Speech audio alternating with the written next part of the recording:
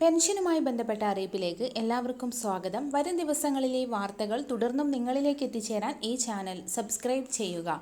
ഈ ഇൻഫർമേഷൻ കൂടുതൽ ആളുകളിലേക്ക് എത്തിച്ചേരാൻ വീഡിയോ ലൈക്ക് ചെയ്യുക. ഈ മാസം മുതൽ സാമൂഹിക സുരക്ഷാ പെൻഷൻ കൈപ്പറ്റുന്ന എല്ലാ പെൻഷൻ ഗുണഭോക്താക്കളും അറിഞ്ഞിരിക്കേണ്ട വളരെ പ്രധാനപ്പെട്ട ചില അറിയിപ്പുകളാണ് ഈ വീഡിയോയിലൂടെ ഷെയർ ചെയ്യുന്നത്. കഴിഞ്ഞ വർഷത്തെ വാർഷിക മസ്റ്ററിംഗ്, ലൈഫ് സർട്ടിഫിക്കറ്റ് എന്നിവ അടിസ്ഥാനമാക്കിയാണ് ഇപ്പോൾ ക്ഷേമ പെൻഷന്റെ വിതരണം നടന്നുകൊണ്ടിരിക്കുന്നത്.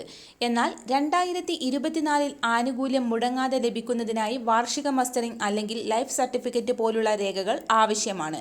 ഈ വർഷത്തെ മസ്റ്ററിംഗ് മെയ് മാസം മുതൽ ആരംഭിച്ചേക്കുമെന്ന് നേരത്തെ തന്നെ റിപ്പോർട്ടുകൾ ഉണ്ടായിരുന്നെങ്കിൽ പോലും നിലവിലെ ഇലക്ഷൻ റിസൾട്ടുമെല്ലാം വരാൻ പോകുന്ന സാഹചര്യത്തിൽ ഇതിനുശേഷം മാത്രമേ മസ്റ്ററിംഗ് ഉണ്ടാവുകയുള്ളൂ എന്നുള്ള അറിയിപ്പുകളാണിപ്പോൾ പുറത്തു വന്നിരിക്കുന്നത്. മുൻ വർഷത്തിൽ സർട്ടിഫിക്കറ്റുകൾ സമർപ്പിച്ചിട്ടുള്ളവർക്ക് അതിന്റെ അടിസ്ഥാനത്തിൽ തന്നെ ഈ വർഷം നിശ്ചിത സമയം വരെ പെൻഷൻ ആനുകൂല്യങ്ങൾ മുടങ്ങാതെ തന്നെ എത്തിച്ചേരുന്നതാണ്. ഏപ്രിൽ മാസം അവസാനിച്ചതോടുകൂടി നിലവിൽ 5 മാസത്തിലെ പെൻഷനാണ് കുടിശ്ശിക വന്നിരിക്കുന്നത്. ഇതിൽ 2 മാസത്തെ തുകയാണ് ആദ്യഘട്ടമായി വിതരണം ആരംഭിക്കുന്നത്.